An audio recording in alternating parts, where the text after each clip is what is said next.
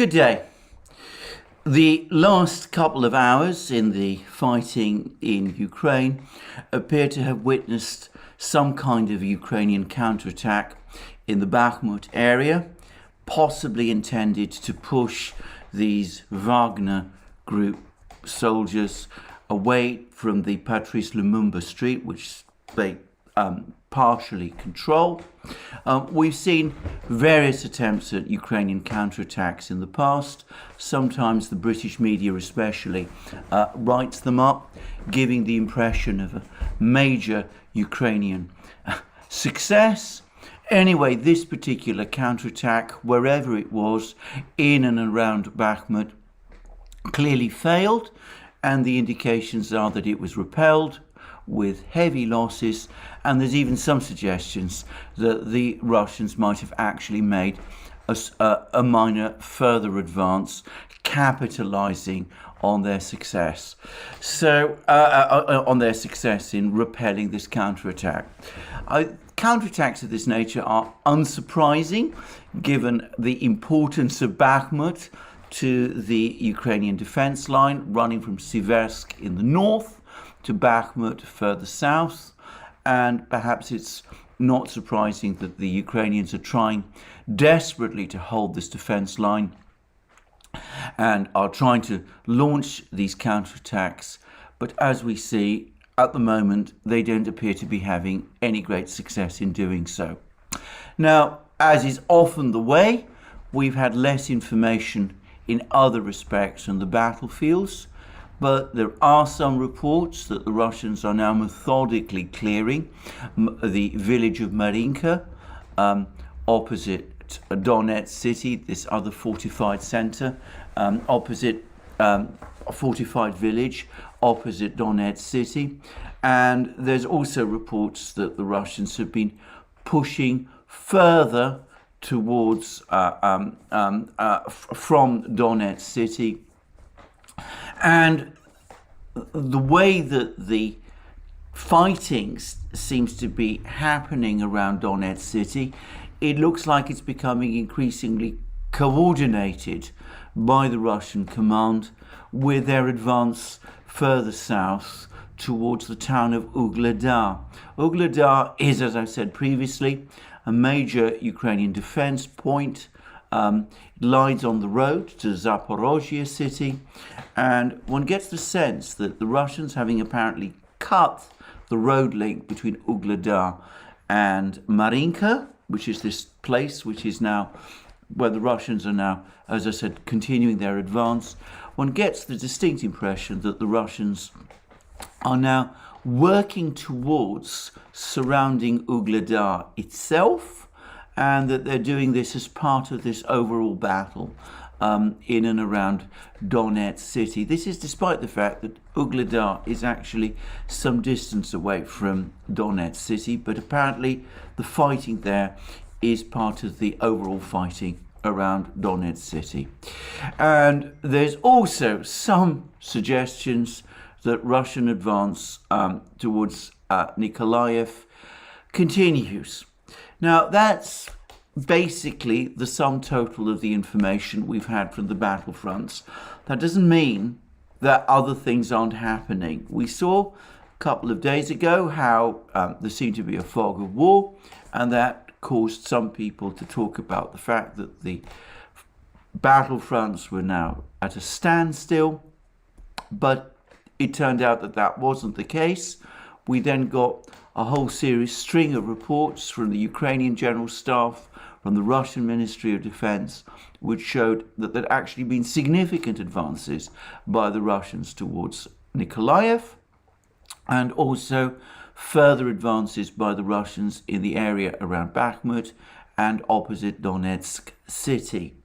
So the fact that we're not getting many reports from the battlefields doesn't mean that the fighting there is at a standstill, as some people are trying to imply. It simply means that we're not getting information, probably, as I said previously, because the Russians are tightening again their information control until certain gains have been achieved, when they are able to release it and provide us with more information about what is actually happening. Now, I just want to deal with this question about the fighting being at a standstill, because what we see is that this has now become the new Western media meme. Now, remember, a couple of weeks ago, the projected story for August was going to be about a Ukrainian counteroffensive in southwest Ukraine to capture or recapture Kherson, the city of Kherson. And that hasn't happened. Instead, as we've seen, it's the Russians who are advancing in southwest Ukraine, and it's the Russians who continue to make advances in Donbass. So having been deprived of this great counteroffensive in Kherson, you could see how the storyline has now switched. It's no longer a case of a great Ukrainian counteroffensive. We're being told that this is ill-advised and all these sort of things which we weren't being told a few weeks ago. Now it's all suddenly become that the fighting is essentially at a standstill, that the fronts supposedly aren't moving. Well, this is actually a meaningless phrase. What does it even mean to say that the front lines are at a standstill? Does it mean that no fighting is going on? Does it mean that no advances are taking place? The answer is that fighting is going on and advances are taking place, though they are by the Russians. When people in the West say that the fighting is at a standstill, what they mean, of course, is that those Russian advances, measured in terms of distance, are quite small. But what is the significance of that? If we're talking about battling through a fortified area in Donbass, which is what we are seeing, then what we can see is that the Russians are making incremental and steady progress. Now, the Ukrainians may be holding on to Bakhmut, they may be holding on to places like Avdiivka, opposite Donetsk city, but at what cost? I'm going to return to that in a moment. But let's take an example of a famous battle from the past. Let's talk about Stalingrad. The Soviet army, the Red Army, surrounded the German forces in Stalingrad in the middle of November. The German forces in Stalingrad surrendered on the 2nd of February, though some German units, as is now known, continued to hold out right up until March. Now, you could say that for that whole period between middle of November, when the German forces in Stalingrad were surrounded, and the German capitulation in Stalingrad on the 2nd of February, that the front was at a standstill.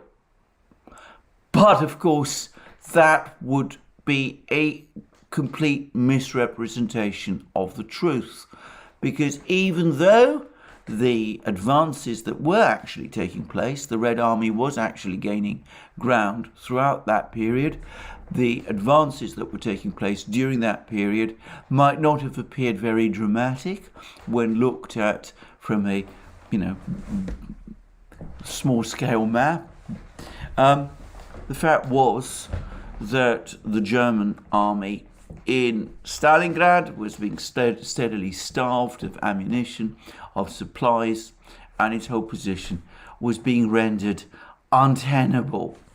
And it seems to me that if we apply that kind of understanding to the events in Donbass, we can see what is the parallels are fairly similar.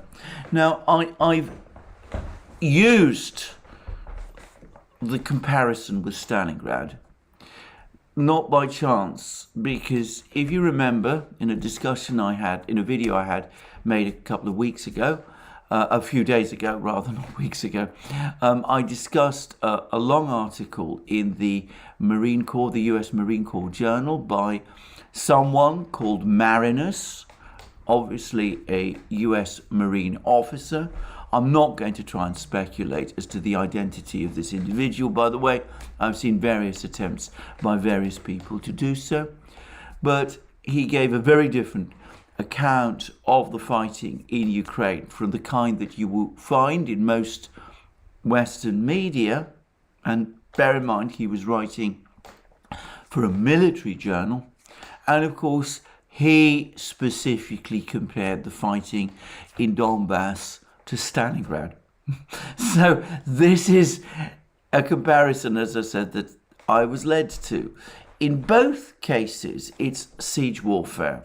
It's an attempt by a encircling force, or a partially encircling force, to break down the defenses of the defender, a defender who has taken positions in a heavily built up area and who is resisting and achieving victory. Breaking the resistance of that defender is an incremental and attritional process.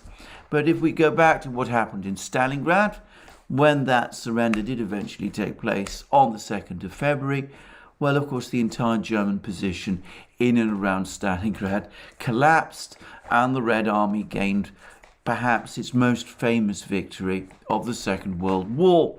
So this is the point about attrition. Attrition is incremental, it's painstaking. When it is over, the results can appear fairly dramatic. And that, I predict, is what we're going to see in Donbass. Now, how long that's going to take, I'm not sure, but I doubt it will take much longer, many more weeks than the period of time that we are seeing. Now, let me return to that other point that I was making before. This narrative about the fighting in Ukraine being at a standstill is clearly the narrative that Western governments, Western media, Western analysts have now retreated to, given that their much anticipated Kherson counteroffensive has failed to materialize. And what makes me extremely disturbed about this, to be honest, is that a lot of this, the steering for this, is coming from governments. And one particular government that's been very active in this respect is the British Ministry of is the British government, and in particular the British Ministry of Defence. Now, the British Ministry of Defence provides a daily summary of the state of the conflict, except it doesn't. You go to these summaries, they don't actually tell you very much about what's actually going on in the battlefields. You don't, I mean, every so often you hear mention of a place like Bakhmut, but that hardly happens. That very, very rarely happens. Mostly what you get are what you might call talking points, which the British Ministry of Defence is signalling to the media for them to take up and repeat. So if we're talking about the summary from the British Ministry of Defence today, it is all about the Zaporozhye nuclear power station. And the British Ministry of Defence wants us all to think that the Russians have turned the Zaporozhye nuclear power station into some sort of armed encampment. And there's been satellite pictures which show a small number of Russian armoured personnel carriers drawn up for public view near one of the buildings of the nuclear power station at Zaporozhye, and some military trucks not very distant. And of course this is clearly intended to give the impression that there is some sort of a base there. And the British Ministry of Defence summary is essentially all about that. And then, of course, you go to the media in Britain and you see how the talking points about the nuclear power station then get repeated. Sometimes they get inflated. So the British Ministry of Defence talks about armoured personnel carriers, Russian armoured personnel carriers in the nuclear power station. You then go to the Daily Telegraph and you read instead about tanks, an entirely different type of military vehicle, a military vehicle that is completely different from an armoured personnel carrier. Even I, not a military expert, have always known that. Now, the point of all of this is difficult to understand because, of course, the Russians have never denied that they have military personnel in the Zaporozhye nuclear power station. So the fact that if you take satellite pictures, you can find some trace of their existence is unsurprising. It's not telling us anything we don't already know. It doesn't show, these pictures don't show a military base. They don't show us artillery or missiles or rocket systems located there or anti-aircraft missiles or anything like that. They show us a small number of armoured personnel carriers, a small number of trucks. In other words, this is no sort of information at all. It's just a steer to the media in Britain and elsewhere to write about the events at the nuclear power station in a particular way. And I'm afraid the same style of news management is going on all the time. And it is becoming, for me, deeply frustrating to see this. And it's also very frustrating to see how the media in the West follows this line.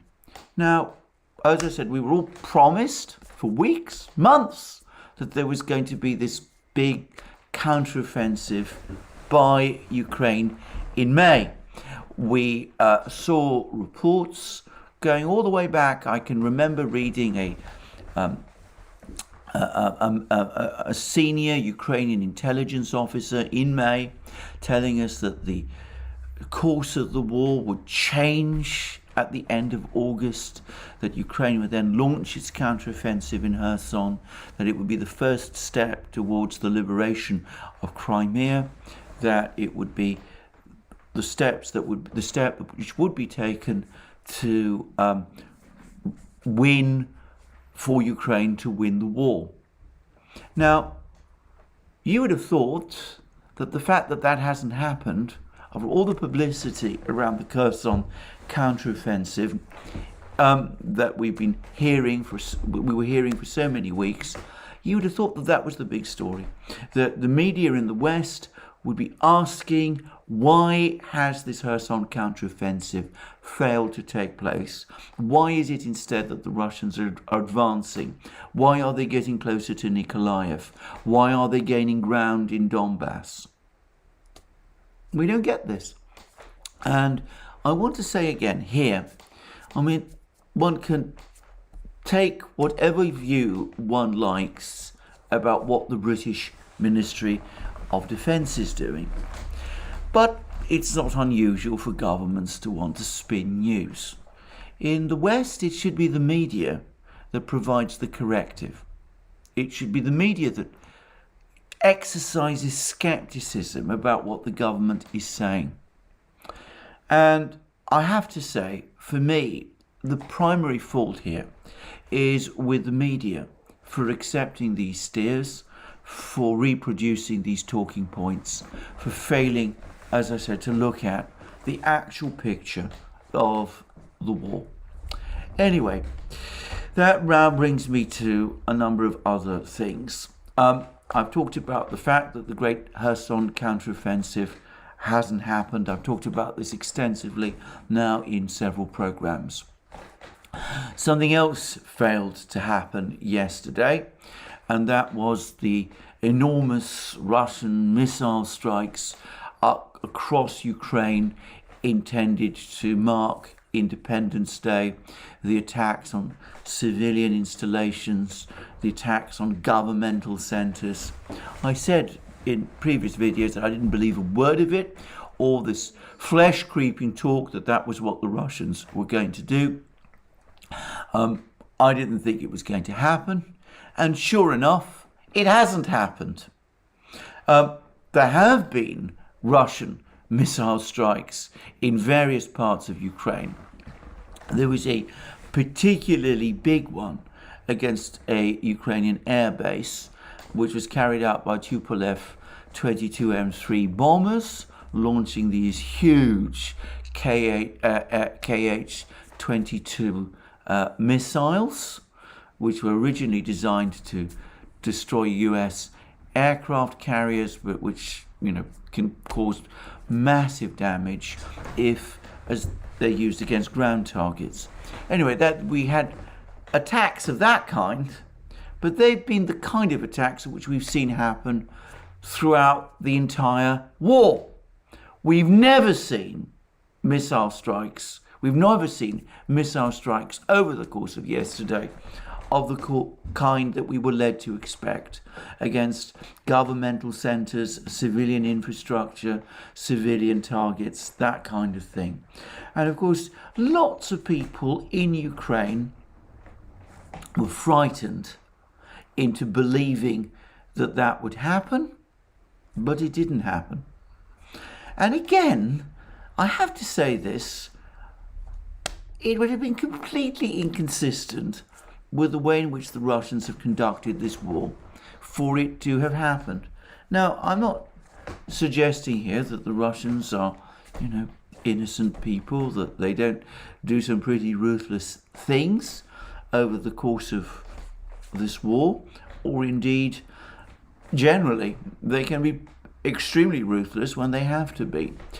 But their consistent pattern throughout this war has been that they stick to whatever is their current operational plan.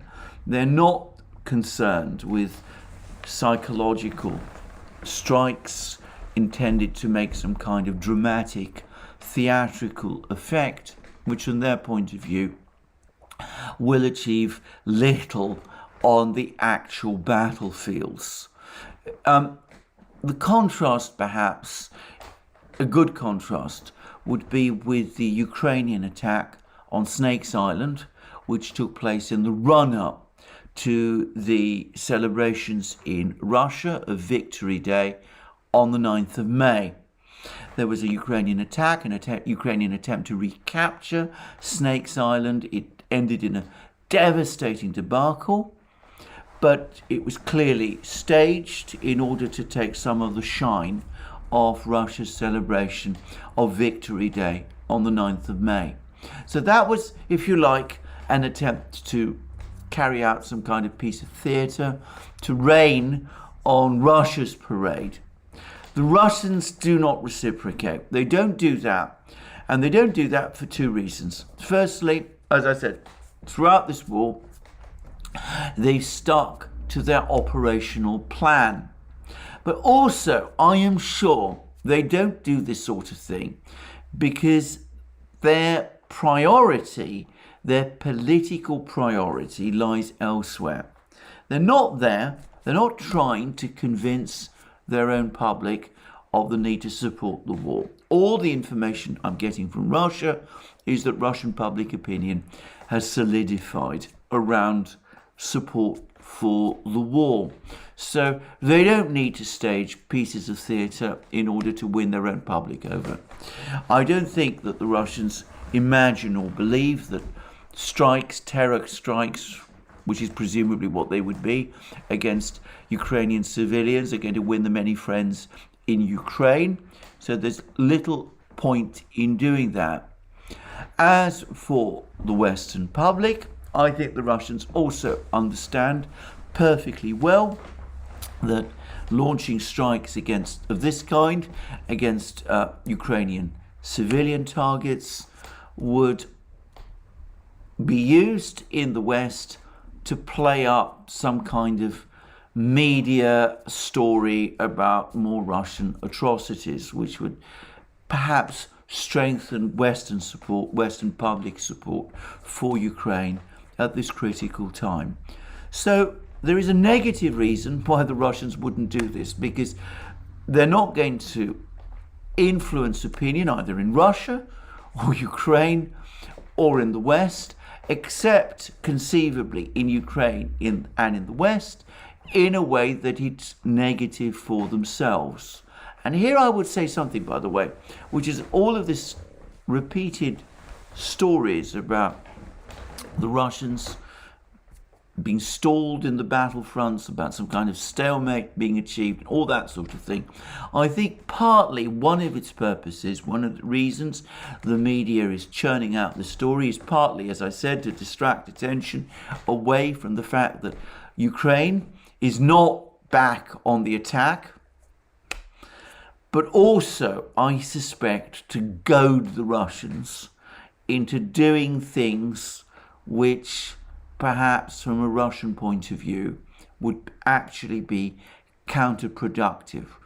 The West is constantly trying to get the Russians to escalate in ways that would have a negative impact on Western and Ukrainian and ultimately world public opinion, and the Russians consistently refuse to be goaded into doing that.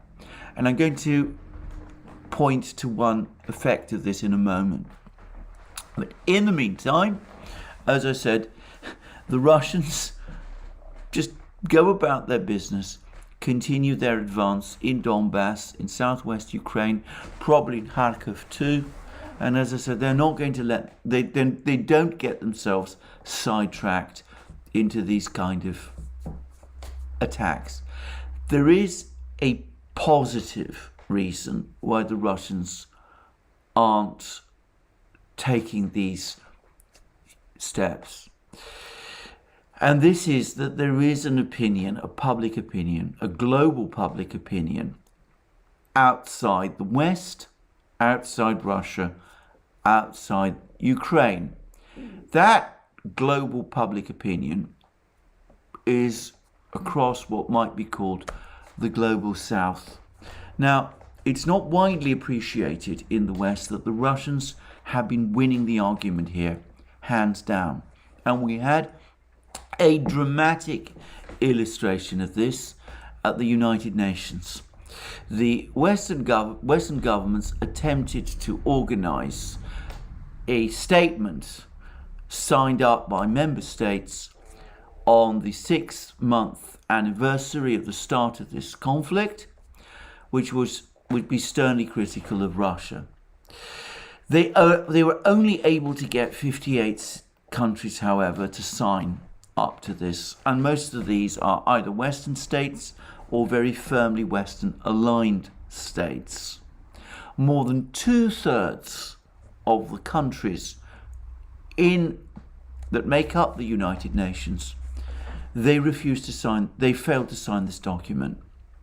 Now contrast that with the situation at the start of the war, when around 140 states voted in the General Assembly to criticize Russia for its attack on Ukraine.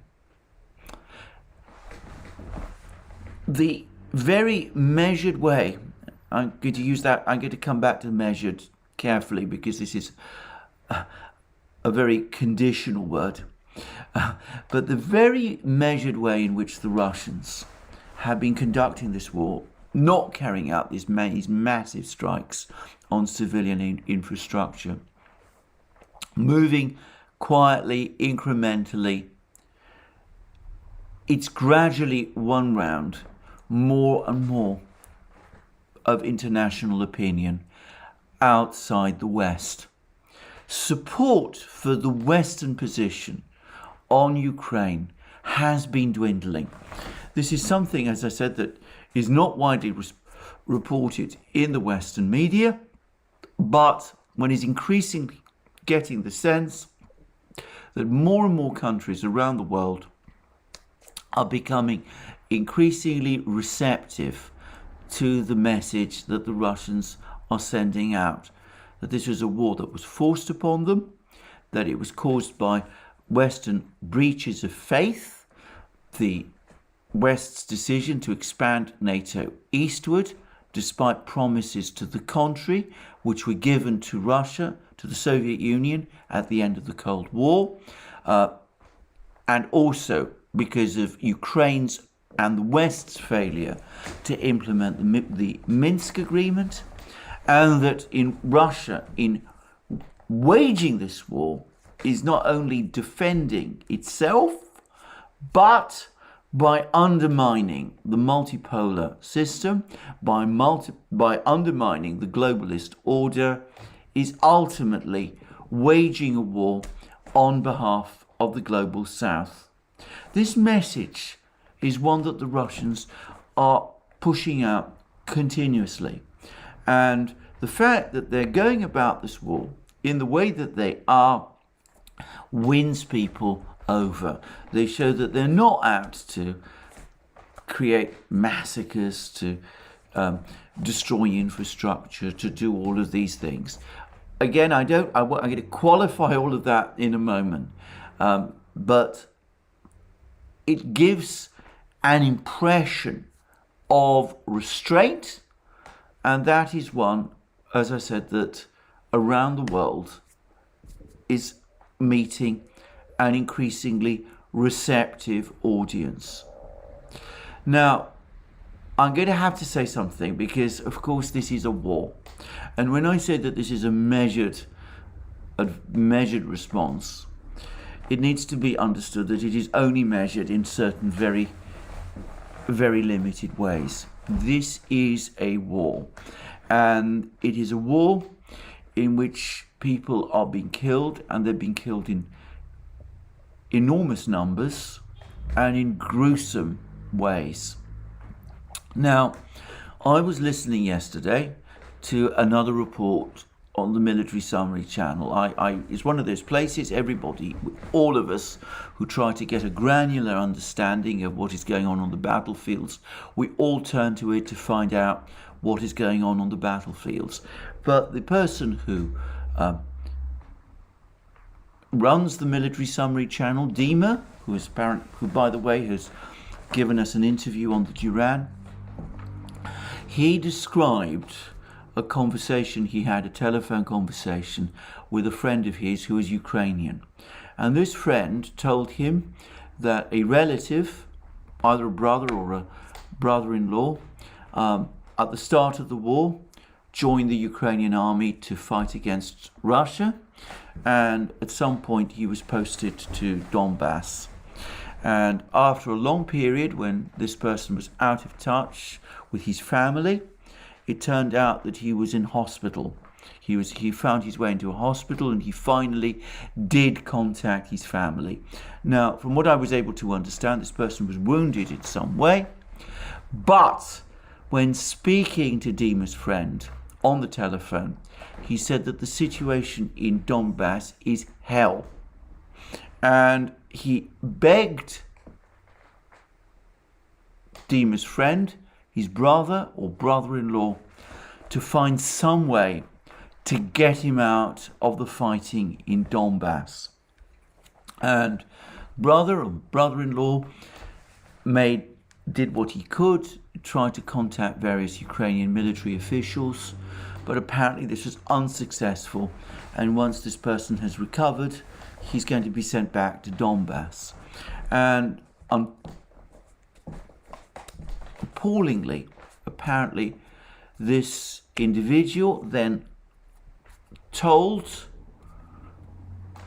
Dima's friend, his brother or brother-in-law, that if he is going to be reposted to Donbass, then he feels that he's going back to certain death, and that it might be better, in light of that, for him to take his own life, because doing so would at least mean that his parents would have his body returned to them, whereas if he was sent into battle, presumably to face the overwhelming power of the Russian artillery, and perhaps these terrifying TOS-1 flamethrower systems that the Russians are using in Donbass, that it was far from guaranteed that his parents would get his body back in that kind of way. Now, as I said, that appeared on the Military Summary channel.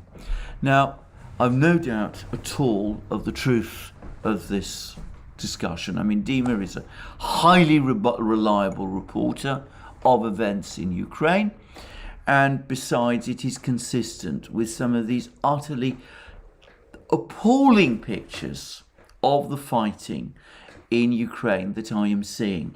And I want to stress here that the people who are dying, the pictures that I am seeing of the people who are dying in this way are disproportionately, overwhelmingly Ukrainians.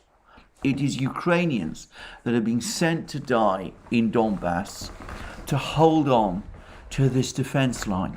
I said earlier in the video, I asked the rhetorical question, what price are the Ukrainians paying to hold on to this defense line, to hold on to places like Bakhmut and Avdiivka and Soledar and Marinka and all of these places that we've been hearing about? Well, you can see the price in terms of the report we've just had from this friend of Dima's about his brother and his brother-in-law. And that story is repeated in the hundreds. Now, I've asked this question so many times. I'm almost embarrassed to repeat myself, but I think in light of it, I must. Is this a price worth paying? Is it a price worth paying for Ukraine? Now, I'm seeing all kinds of reports about the totality, the total number of Ukrainian battlefield losses. There's a document, another one of these documents, which purports to have been leaked from the Ukrainian military, which claims that Ukraine lost up to 80,000 men killed by the 1st of July. I should say straight away, I give no credence to this document at all. To me, it looks like a fake. I may be wrong about that, but I'm frankly deeply skeptical about it. How was this document, if it was real, obtained? We know nothing about its provenance. I'm not going to waste more time on it. We don't know the true scale of Ukrainian losses, but all the indications are that they are horrific. People who are being killed in the most terrible ways, people who are being traumatized by being exposed to these terrifying Russian artillery barrages, people who are being wounded in grisly ways, which will probably leave them damaged physically for life. Is this something that we want to see continue? When opportunities for peace have been there and have been repeatedly turned aside. We had, as I said, that opportunity for peace back in March, when there were those talks in Istanbul, where there seemed to be genuine progress made to try to achieve a settlement. And of course, before that, we had the Minsk agreement. Now, all I am saying is, isn't it time that at least there were talks, that there were discussions about what to do to bring this war to an end? I mentioned how there's been this collapse of support for the Western position in the United Nations amongst non-aligned countries. And one African official, a senior official of one African country, actually quite explicitly said what he thought was one of the major reasons for this. He said, where is the initiative for peace? Why are the Western powers repeatedly seeking more war and more fighting in Ukraine rather than exploring ways to achieve peace? Well, I say all of this in light of two recent developments. Firstly, another shocking visit, for me at least, by Boris Johnson to Kiev.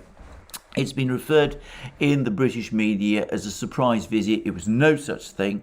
It's been widely trailed. We all knew he was going, so why pretend it was a surprise visit? But anyway, he went to Kiev. He again told Zelensky, don't negotiate, fight on till victory. Victory, which is unachievable for Ukraine and which is being paid for by people like the brother or brother-in-law of Dima's friend.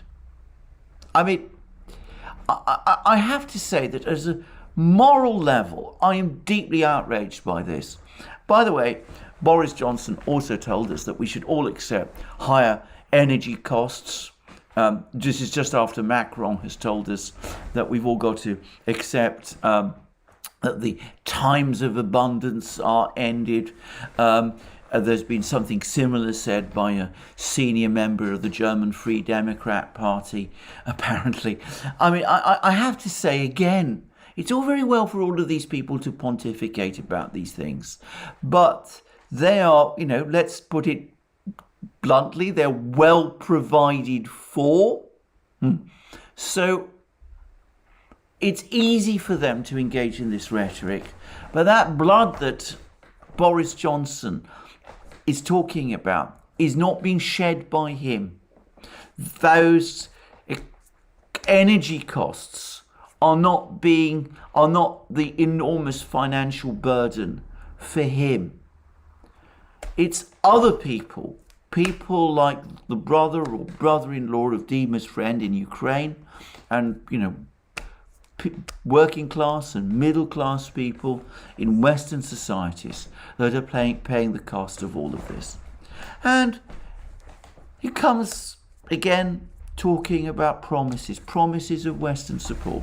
And we've now had two defense packages.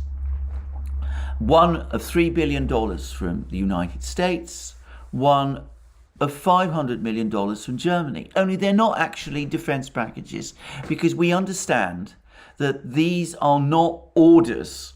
These are not deliveries of weapons to Ukraine. They are orders to industry, to the military-industrial complex, specifically the military-industrial complex in the United States, to produce weapons which at some point in the future may be supplied to Ukraine. I understand that some of these weapon systems, as part of that $3 billion package, may be supplied to Ukraine in 3 years' time. 3 years! Even as people are dying in Donbass now. Now, to me, this is, I struggle to find words to express my feelings about this. I will say that at a simple, factual level, the fact that Western governments are now placing orders with the defense industries to supply weapons to Ukraine, to make weapons to be supplied to Ukraine, reinforces my view that Western stocks of weapons to send to Ukraine are now depleted, which means that over the next couple of months, Ukraine is going to be critically short of weapons. So Ukraine has been persuaded to keep fighting with promises of Western weapons which are drying up, and we have instead these arms packages which are going to benefit the military-industrial complex, but which are not ultimately going to benefit Ukraine. Well, again, I say this is wrong. It's wrong at multiple levels. It makes no geostrategic sense. It's losing the West friends in the global south, and of course it is destroying Ukraine and the lives of many people. I long for the day when there is finally going to be some Western leader who comes along and talks about this. In Italy, Matteo Salvini, not everybody's cup of tea, as we say in Britain, but he's at least said maybe the time has come to start re-looking at the sanctions against Russia. They seem to be doing more harm to the West than they're doing to the Russians. Maybe that little glimmer of sense is going to start to percolate through and will be picked up by other people. I hope so. I'm not convinced of it, but I hope so. It has to be done soon, because the way things are going, we are not in the West just going to suffer a huge geopolitical and military and economic debacle. We're going to suffer a moral debacle as well, a huge moral defeat, and in some ways that's much worse. Anyway, that's all I'm going to say in my program today. I'm going to leave it there. You can find us on other platforms, Locals, Rumble, ODYSEE, Telegram. You can support us via Patreon and Subscribestar. Go to our shop, buy the things you will find. There are magic mugs, t-shirts, hats, hoodies, and all the rest. And last but not least, please remember, if you've liked this video, to tick the like button and check your subscription to this channel. As I said, that's me for the day. More from me soon, and have a very good day until then.